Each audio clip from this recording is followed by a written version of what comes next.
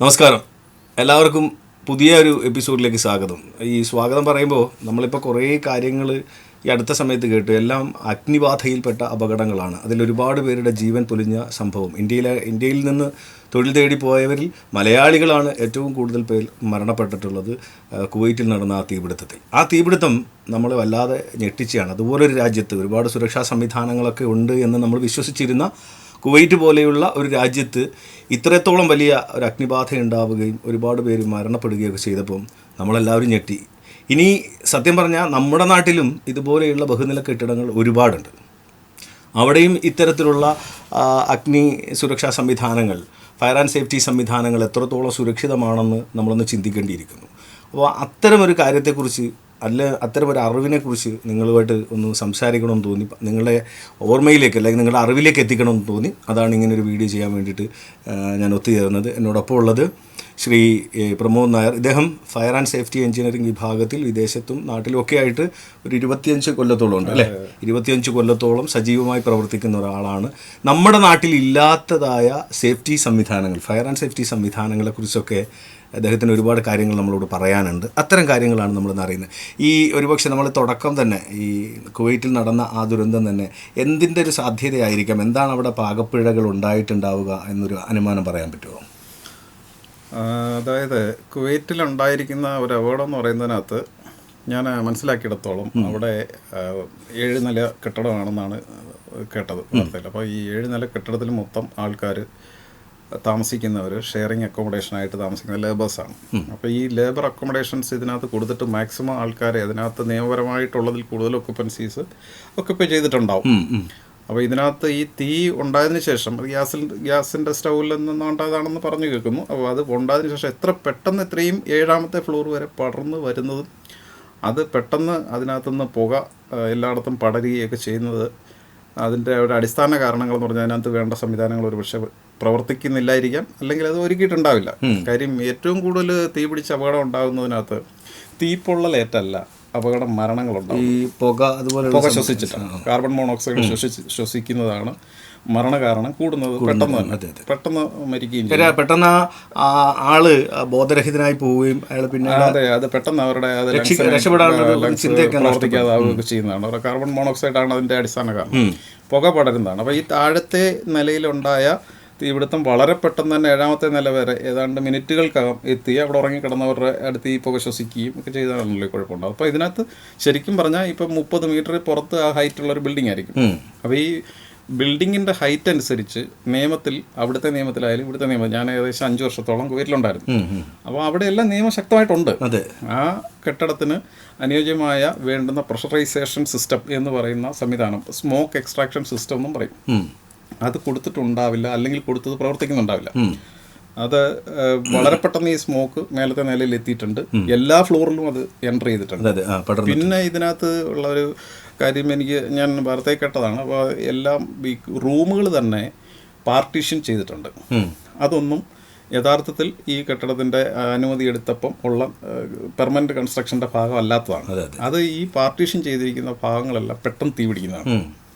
അപ്പോൾ അതൊക്കെ പിന്നെ രക്ഷപ്പെടാൻ ഒരു പഴുതും ഇല്ലാതെ നടന്ന കൺസ്ട്രക്ഷൻ അതിനകത്ത് ആൾട്ടർനേഷൻ വലിയ ബുദ്ധിമുട്ടുണ്ടാക്കി. ഏറ്റവും കൂടുതൽ ഈ ഫയർ റേറ്റഡ് അല്ലാത്ത സാധനങ്ങൾ വെച്ച് പാർട്ടീഷൻ ചെയ്യുക. ഇപ്പം നമ്മളിവിടെ ജിപ്സം ബോർഡ് ചെയ്യുക, അല്ലെങ്കിൽ വുഡൻ പാർട്ടീഷൻസ് ചെയ്യുക, പ്ലൈവുഡ് അടിച്ച് ആൾക്കാർക്ക് തിരിച്ച് ഓരോ ബെഡ്റൂം ഉണ്ടാക്കുക. ഇത് കൊടുക്കുമ്പോൾ ഇത് പെട്ടെന്ന് തീ പടരുന്ന മാത്രമല്ല, ഇവർക്ക് രക്ഷപ്പെടാനുള്ള എല്ലാ പഴുതുകളും അടച്ചു. യഥാർത്ഥ കെട്ടിടത്തിന്റെ പ്ലാൻ അനുസരിച്ചാണ് അതിനൊരു ഇവാക്വേഷൻ പ്ലാൻ കാണും. തീർച്ചയായിട്ടും അത് എല്ലായിടത്തും എഴുതി ഒട്ടിച്ച് നമ്മൾ കണ്ടിട്ടുള്ളൂ. ആശുപത്രിയിലോ തിയേറ്ററിലോ മാളുകളിലോ ഒക്കെ പോയാൽ എല്ലായിടത്തും എഴുതി ഭിത്തിയിൽ ഒട്ടിച്ചിട്ടുണ്ടാവും. നിങ്ങൾക്ക് ഇവിടെയാണ് നിങ്ങൾ നിൽക്കുന്നത്, ഇപ്പോൾ തീപിടുത്തം ഉണ്ടായാൽ നിങ്ങൾ എസ്കേപ്പ് ചെയ്യേണ്ട റൂട്ട് ഇതാണ്. ഇത് ഉണ്ടാവും. പക്ഷെ ഈ ആൾട്ടർനേഷൻ ചെയ്യുമ്പോൾ അതിന്റെ എല്ലാം സംവിധാനം ആകെ തകരാറിലാവുകയാണ്. ശരിക്കും ഇല്ലീഗലായി സംഭവിച്ച കാര്യങ്ങൾ, ഇല്ലീഗലായിട്ട് ഒരുപാട് കാര്യങ്ങൾ ചെയ്തതാണ്, നടന്നതാണ് അതിന്റെ ഒരു അടിസ്ഥാന. ഏതായാലും നഷ്ടം നമുക്കാണ്. ഇന്ത്യക്കാർക്കാണ്, മലയാളികൾക്കാണ്. ഒരുപാട് സ്വപ്നങ്ങളും പ്രതീക്ഷകളുമായിട്ട് പോയ ഒരുപാട് മനുഷ്യരാണ്. അവരുടെ പ്രതീക്ഷകളും സ്വപ്നങ്ങളുമല്ല, അവരുടെ കുടുംബങ്ങളുടെയും പ്രതീക്ഷകളും സ്വപ്നങ്ങളും ഒക്കെ കൂടിയാണ് അവിടെ അവസാനിച്ചത്.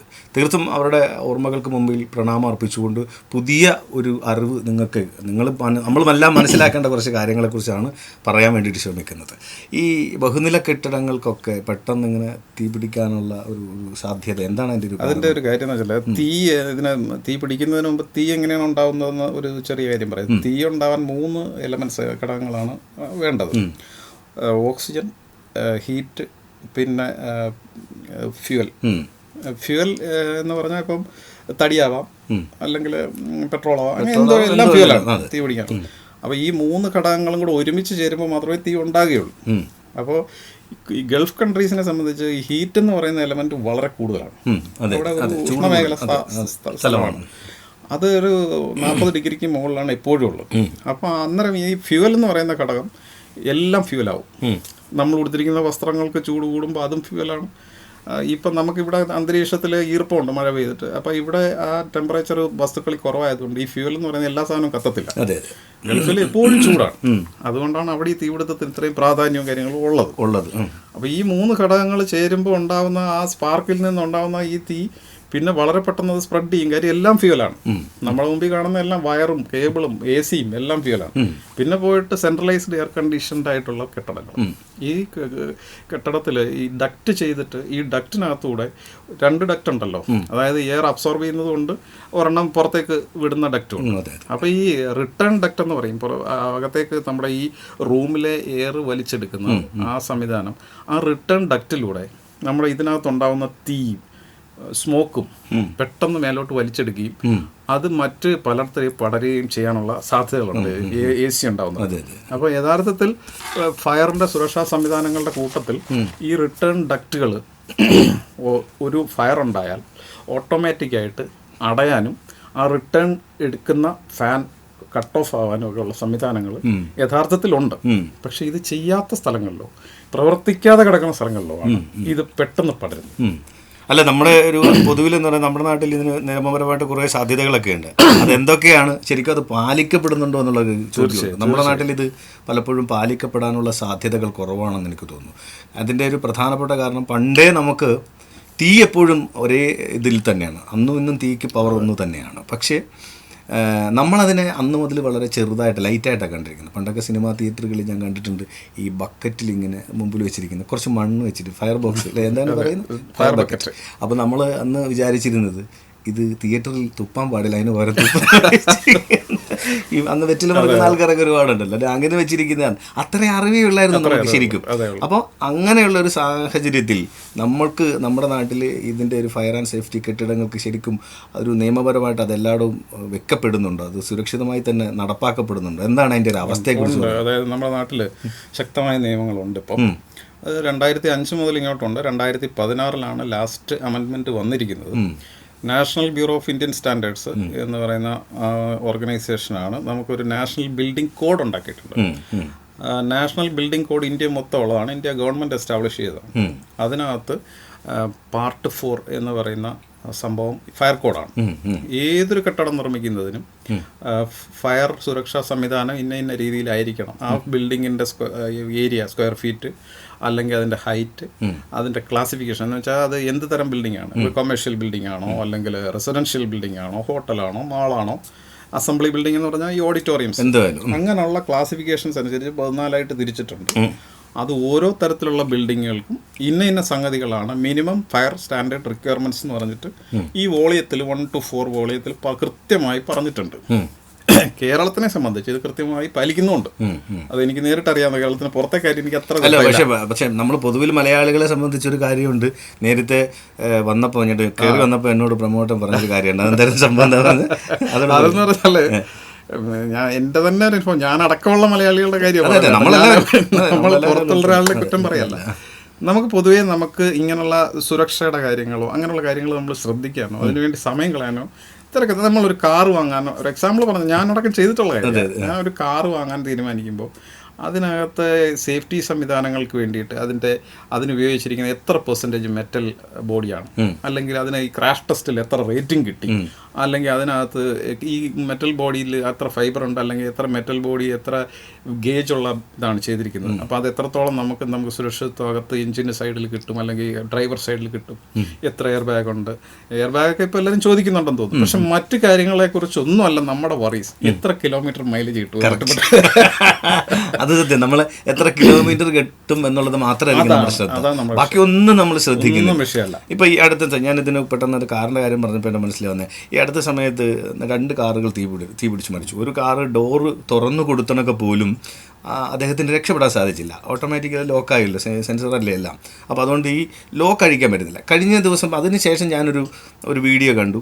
ഇതുപോലെ കുഴപ്പമില്ല, അങ്ങനെ അഗ്നിബാധ സംഭവിക്കുകയാണെങ്കിൽ, കാരണം തീ പിടിക്കുകയാണെങ്കിൽ വളരെ പെട്ടെന്ന് ലിവർ ബാക്കോട്ട് വലിച്ച് സീറ്റ് നീക്കി, പിന്നെ അതിൻ്റെ ഈ ലിഫ്റ്റ് താങ്ങുന്ന ചെയർ സാധനം ആ ഭാഗം കുറച്ച് താഴോട്ടാക്കിയതിന് ശേഷം നമുക്കത് വലിച്ചൂരി എടുക്കാവുന്നു. പിറ്റേ ദിവസം തന്നെ വീണ്ടും കണ്ടു അത് സാധ്യമല്ല. കാരണം അത് ആക്സിഡൻറ്റ് സമയത്ത് ടോട്ടലി ലോക്കായി പോകും.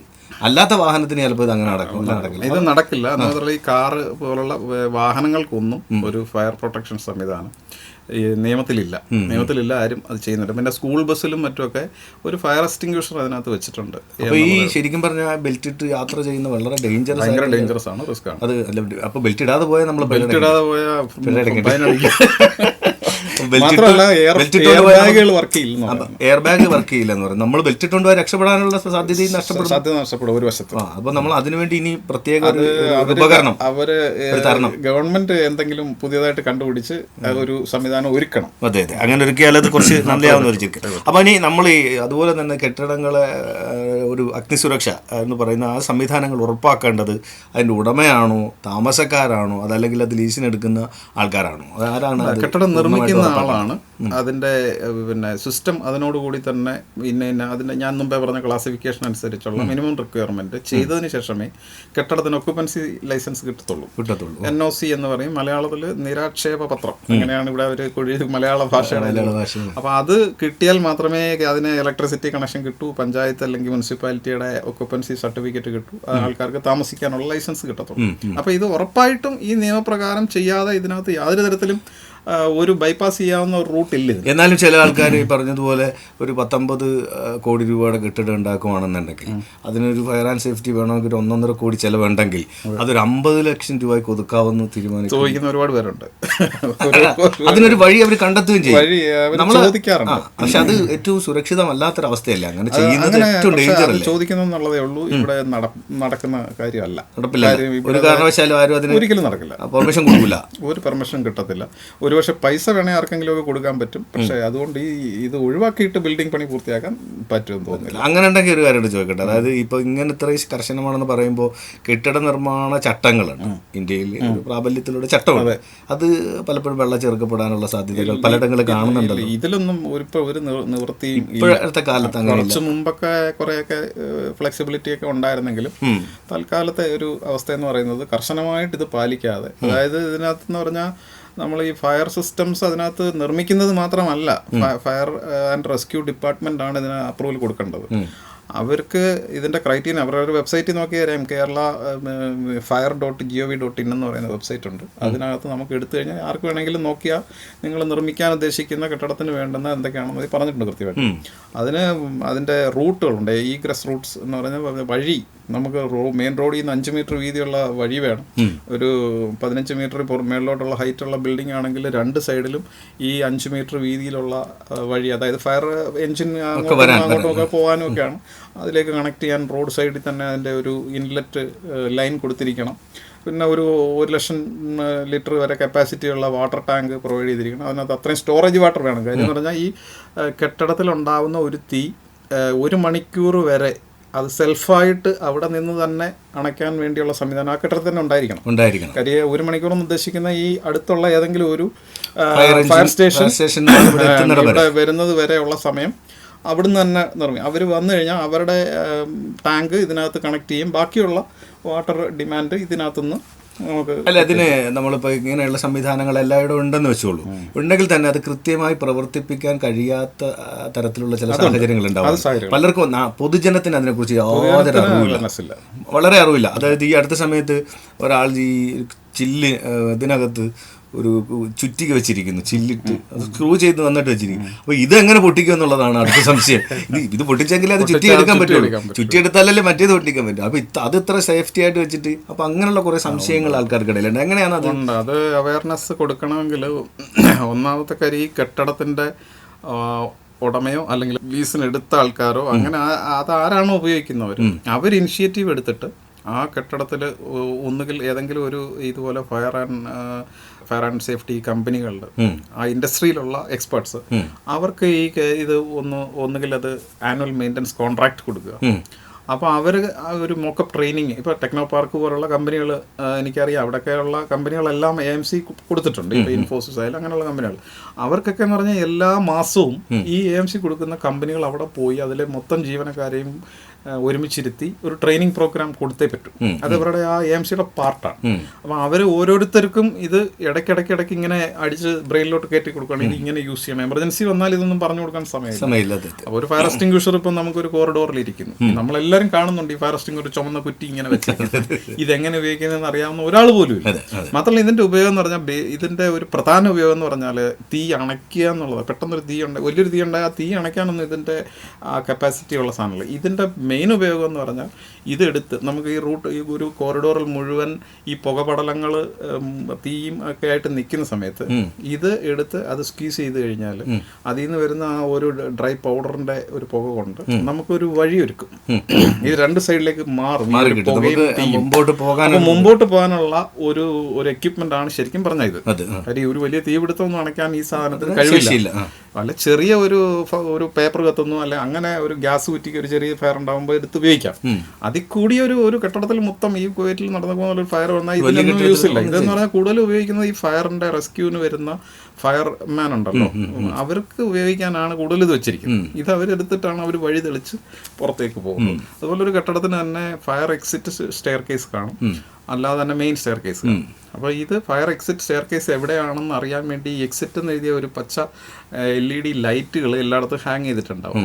അപ്പോൾ ഇത് ഇങ്ങനെ അവയർനെസ് കൊടുക്കണം. അപ്പോൾ ആ എക്സിറ്റ് ലൈറ്റ് സൈനേജ് എങ്ങോട്ടാണ് കാണിക്കുന്നത് അങ്ങോട്ടാണ് ഓടിപ്പോകാനുള്ളത്. അവിടെ ഓടിപ്പോയി കഴിഞ്ഞാൽ ഈ എക്സിറ്റ് സ്റ്റെയർ കേസ് പൂർണ്ണമായും കെട്ടിടത്തിന് വെളിയിലേക്ക് പോകാനുള്ള സംവിധാനത്തിലാണ് ഉണ്ടാക്കിയിരിക്കുന്നത്. ആർക്കിടെക്റ്റ് അത് ഡിസൈൻ ചെയ്തിരിക്കുന്നത്. അപ്പോൾ അത് വന്നിട്ട് നേരെ പുറത്ത് ഒരു റെസ്ക്യൂ പ്ലാറ്റ്ഫോം എവിടെയെങ്കിലും ക്രിയേറ്റ് ചെയ്തിട്ടുണ്ട്, അസംബ്ലി പോയിന്റ് എന്ന് എഴുതി വെച്ചിട്ട്.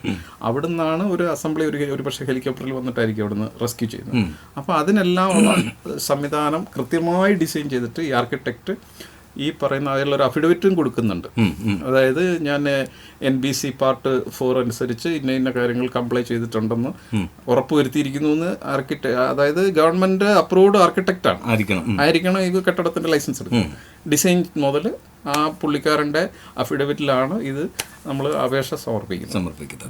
അതുപോലെ തന്നെ നമ്മളിപ്പം ഒരു കെട്ടിടം വെക്കുകയാണെങ്കിൽ അപ്പോൾ നമുക്ക് ഏറ്റവും സുരക്ഷിതമായിട്ടുള്ള ഫയർ ആൻഡ് സേഫ്റ്റി അങ്ങനെ അത് ചെയ്യുന്ന കമ്പനിയെ, ആ ഒരു ക്വാളിറ്റിയുള്ള കമ്പനിയെ നമ്മൾ എങ്ങനെയാണ് കണ്ടെത്തുക? ഇതൊരു വിഷയമല്ലേ? അത് നമുക്കിവിടെ എല്ലാ കോൺട്രാക്റ്റിംഗ് കമ്പനികളെ നമ്മൾ തിരഞ്ഞെടുക്കും. നമ്മളൊരു കെട്ടിടം ഉണ്ടാക്കാൻ ഒരു കോൺട്രാക്റ്റിംഗ് കമ്പനിയെ തിരഞ്ഞെടുക്കുമ്പോൾ നമ്മൾ എന്താണോ അടിസ്ഥാനമായിട്ട് അവരിൽ നമ്മൾ സെർച്ച് ചെയ്യുന്നത് എന്താണോ അതൊക്കെ തന്നെയാണ് കാര്യം. എന്ന് വെച്ചാൽ അവർ ചെയ്തിട്ടുള്ള പ്രൊഫൈൽ, അവരുടെ ഒരു കമ്പനിയുടെ ഒരു ട്രാക്ക് റെക്കോർഡ്, ഒരു പ്രൊഫൈൽ, അവരുടെ അതിനകത്ത് ലീഡ് ചെയ്യുന്ന വർക്കേഴ്സ് അല്ലെങ്കിൽ എഞ്ചിനീയേഴ്സ് അല്ലെങ്കിൽ എൻ്റെ മാനേജേഴ്സ് അവരുടെയൊക്കെ ഒരു ബയോഡാറ്റ, ഇതെല്ലാം നോക്കി തന്നെ വേണം അത് കൊടുക്കാൻ. അല്ലാതെ നമുക്ക് വെറുതെ ഒരാൾ വന്നിട്ട് ഞാനിത് ചെയ്യുമെന്ന് പറഞ്ഞാൽ ശരി നിങ്ങൾ ചെയ്യൂ, എനിക്കിതിനെ കുറിച്ചൊന്നും അറിയില്ല കേട്ടോ, നിങ്ങൾ അങ്ങ് ചെയ്തേക്കണം. അതെ, ചിലപ്പോൾ വല്ല ഉടമകളൊക്കെ അങ്ങനെ പറയാറുണ്ട്, എനിക്കിതിനെ കുറിച്ച് വലിയ അറിവൊന്നുമില്ല, പക്ഷെ നിങ്ങൾ ഭംഗിയായിട്ട് അങ്ങ് ചെയ്തേക്കണം. അവർക്കും അത് വ്യക്തമായിട്ടൊരു അറിവില്ലെങ്കിൽ അബദ്ധത്തിലേക്കാണ് കൊണ്ടുപോകുന്നത്. അതൊരു വലിയ കാര്യം തന്നെ. അത് നമ്മൾ എല്ലാ കാര്യത്തിലും അങ്ങനെ ഒരു ശകലം മുഷിയാൻ തയ്യാറാണ്. ഒരു കെട്ടിടം കെട്ടാൻ നിങ്ങൾ 50 കോടി രൂപ 100 കോടി രൂപയൊക്കെ മുടക്കുന്നുണ്ടല്ലോ. കുറച്ച് സമയം നമ്മൾ ഇതിന് വേണ്ടി സുരക്ഷയ്ക്കും വേണ്ടിയിട്ട് എല്ലാത്തിനും പഠിക്കണം, പഠിച്ചാൽ അറിവുള്ളവരെ തന്നെ ഏൽപ്പിക്കണം, എക്സ്പെർട്ടുകളെ തന്നെ ഏൽപ്പിക്കണം. അതായിരിക്കണം. അതുപോലെ ഈ പൊതുജനം ഇങ്ങനെ ഒരു അഗ്നിബാധ ഉണ്ടാകുന്ന സന്ദർഭത്തിൽ ഇപ്പോൾ ഒരു മാളിലായിക്കോട്ടെ, അല്ലെങ്കിൽ ഒരു തിയേറ്ററിലായിക്കോട്ടെ, അല്ലെങ്കിൽ ഒരു ഹാൾ എന്തെങ്കിലും സംവിധാനം, അതല്ലെങ്കിൽ ഒരു ഓഫീസിലായിക്കോട്ടെ, അങ്ങനെ ഒരു പെട്ടെന്നൊരു അഗ്നിബാധ ഉണ്ടാവുകയാണെങ്കിൽ പെട്ടെന്ന് നമ്മൾ അറിഞ്ഞിരിക്കേണ്ട ചില കാര്യങ്ങൾ ഉണ്ടാവില്ലേ? അതെന്തൊക്കെയാണ്? അതായത് അടിസ്ഥാനമായിട്ട് ഞാൻ എവിടെ ഒരു ട്രോളായിട്ട് കണ്ടതാണെങ്കിൽ അതൊരു കറക്റ്റ് കാര്യമാണ്. അതായത് നിങ്ങൾ ഫസ്റ്റ് യു പിന്നെ കോൾ ആംബുലൻസ് ഒന്ന് അല്ലെങ്കിൽ fire for 101 before you posting in the Facebook അല്ലെങ്കിൽ സോഷ്യൽ മീഡിയ. നിങ്ങൾ ഈ തീപിടുത്തം ഉണ്ടായി, ഞാൻ തീപിടുത്തം നടക്കുന്ന ഘട്ടത്തിലാണെന്ന് പറഞ്ഞ് ഫോട്ടോ എടുത്ത് ഫേസ്ബുക്കിൽ ഇടുന്നതിനെക്കാട്ടി മുമ്പ് ആദ്യമേ നിങ്ങൾ പറ്റുമെങ്കിൽ ഈ 101 വിളിക്കുക. പിന്നെ നിങ്ങൾ ഈ പറഞ്ഞ വലിയ തീ പടരുന്നതിന് മുമ്പാണെങ്കിൽ ഈ പറഞ്ഞ എക്സ്കവേഷൻസ് ഭിത്തിയിൽ ഒട്ടിച്ചു വെച്ചിരിക്കുന്ന ഒരു സ്ഥലം കാണുമല്ലോ. ഞാൻ ബഹുനില കെട്ടിടങ്ങളുടെ കാര്യം പറഞ്ഞാൽ ഇപ്പോൾ ഹോസ്പിറ്റൽ, വലിയ വലിയ ഹോസ്പിറ്റൽ, സൂപ്പർ സ്പെഷ്യാലിറ്റി ഹോസ്പിറ്റലുകളൊക്കെ എന്ന് പറഞ്ഞാൽ എങ്ങോട്ടാണ് വഴികളെന്ന് നമുക്ക് കണ്ടുപിടിക്കാൻ അവിടെ വർക്കിംഗ് ടൈമിൽ പോലും പറ്റത്തില്ല. അപ്പോൾ ഇങ്ങനൊരു പാനിക് സിറ്റുവേഷനിൽ നമുക്ക് വളരെ ബുദ്ധിമുട്ടായിരിക്കും. അതങ്ങനെയാണ് ഈ പാനിക്കായിട്ടാണ് കൂടുതലും ഇങ്ങനെയുള്ള അൺകോൺഷ്യസ് ആവുക, മറിഞ്ഞ് അങ്ങനെ പ്രശ്നങ്ങൾ വരുന്നത്. അപ്പോൾ അതിനു മുമ്പേ ഇങ്ങനെ നമ്മൾ ആത്മസംയമനം പാലിക്കണം. പാനിക്കാവരുത്. പാനിക്കായാൽ ഒന്നും നടക്കില്ല. മാത്രമല്ല മറ്റുള്ളവരെ കൂടെ ട്രബിൾ ആകും. എല്ലാവരും കൂടെ ഒരുമിച്ച് ഒരു സ്റ്റെയർ കേസ് ഗ്യാദർ ചെയ്യുക, റഷ് ആവുക, അങ്ങനെ അപകടങ്ങൾ വേറെ. നമ്മൾ ആത്മസംയമനം പാലിച്ച് വളരെ പെട്ടെന്ന് അതിനെല്ലാത്തിനും സമയം എടുക്കും നമുക്ക്. പക്ഷെ ആ സമയം വളരെ കുറച്ച് സമയം എടുക്കും. കുറച്ച് സമയം കൃത്യമായി യൂസ് ചെയ്യാൻ പറ്റും. അത് പക്ഷെ പാനിക്കാൻ നമുക്ക് കുറച്ച് സമയം പോലും യൂസ് ചെയ്യാൻ ഒരു കാലത്തും പറ്റില്ല എന്നുള്ളതാണ് പ്രശ്നം. അതുപോലെ തന്നെ ഈ ഇതിൽ വെച്ചിരിക്കുന്ന കുറേ സാധനങ്ങളുണ്ട്. മണ്ടൊക്കെ ഇങ്ങനെ തീ പോലെ നമ്മൾ ഫയർ ചെയ്യുന്നവരൊക്കെ വെച്ചിരിക്കുന്ന കുറേ സാധനങ്ങളൊക്കെ, അതൊക്കെ എന്ത് സംവിധാനം? അതായത് മെയിൻലി നമുക്ക് ഒരു കെട്ടിടത്തിൽ ഫയർ ഫൈറ്റിംഗ് സംവിധാനവും ഫയർ അലാം സംവിധാനവും ഉണ്ട്. ഫയർ ഫൈറ്റിംഗ് സംവിധാനം എന്ന് പറഞ്ഞാൽ ഒരു ഓട്ടോമാറ്റിക് സപ്രഷൻ സിസ്റ്റമാണ്. അതായത് പെട്ടെന്ന് തീ പിടിച്ചാൽ ഓട്ടോമാറ്റിക്കായിട്ട് അണയാനുള്ള ഒരു സംവിധാനം, നെറ്റ്വർക്ക് നല്ല രീതിയിൽ തന്നെ ഉണ്ട് ആ ബിൽഡിങ്ങിൽ.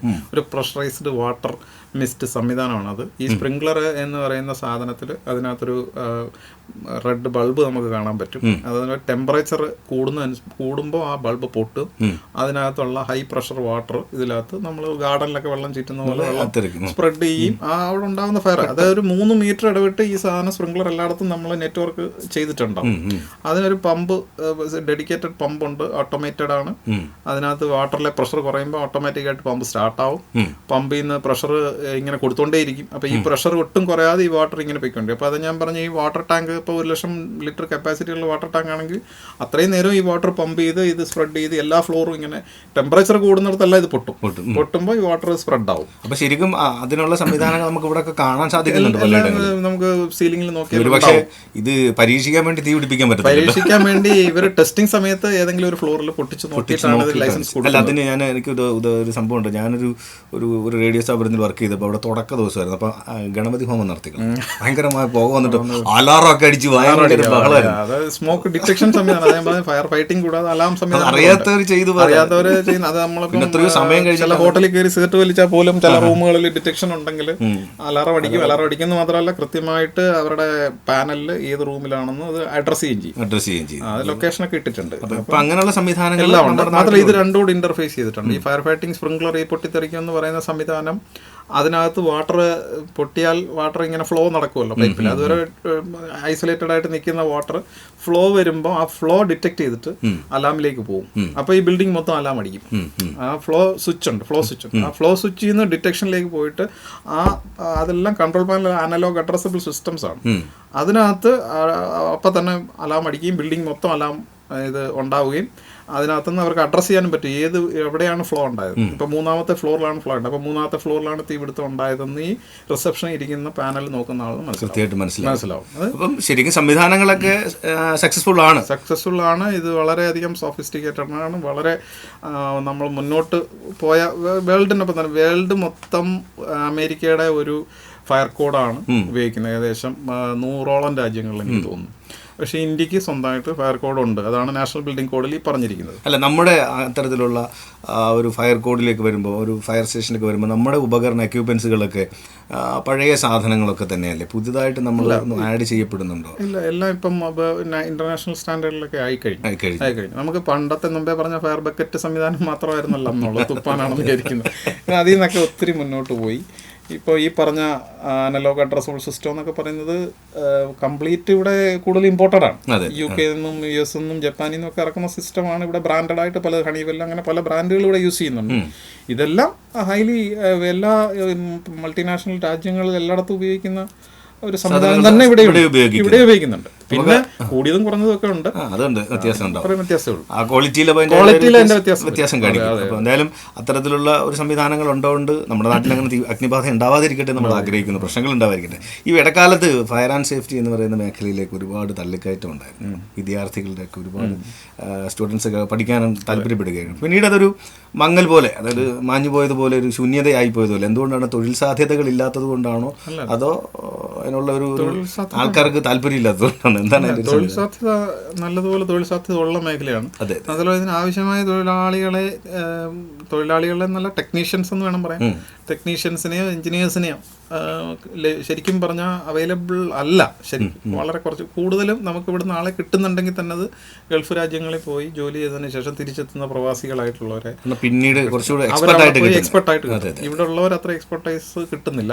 അവർക്ക് കൊടുക്കുന്ന ആ സ്റ്റഡിങ് അത്ര ശരിയല്ലേ? അവർക്ക് ഇവിടെ അത്രയും ഇവിടെ ഗ്രോ അപ്പായി വരുന്നവർക്ക് അത്രയും അവര് ടെക്നോളജി അങ്ങോട്ട് ഇതാകുന്നില്ലെങ്കിലും പുറത്ത് പോയി വരുന്നവരെ ഒരുപാട് സിസ്റ്റങ്ങൾ ചെയ്യും. അവർ കൂടുതൽ വലിയ വലിയ പ്രോജക്റ്റുകൾ, വലിയ ഇപ്പം അവിടെ ഹൈ റൈസ് ബിൽഡിങ്സ് കുറെ കൂടുതലുണ്ടല്ലോ. അപ്പം അവർക്ക് അന്നേരം കൂടുതൽ അത്രയും മെഡിക്കൽ കോളേജിൽ പോയി പഠിക്കുന്ന ഡോക്ടറിന് കിട്ടുന്ന രോഗികളുടെ എണ്ണം കൂടുതലാണെന്ന് പറയുമ്പോൾ അവർ നല്ല എക്സ്പെർട്ട് ആകും.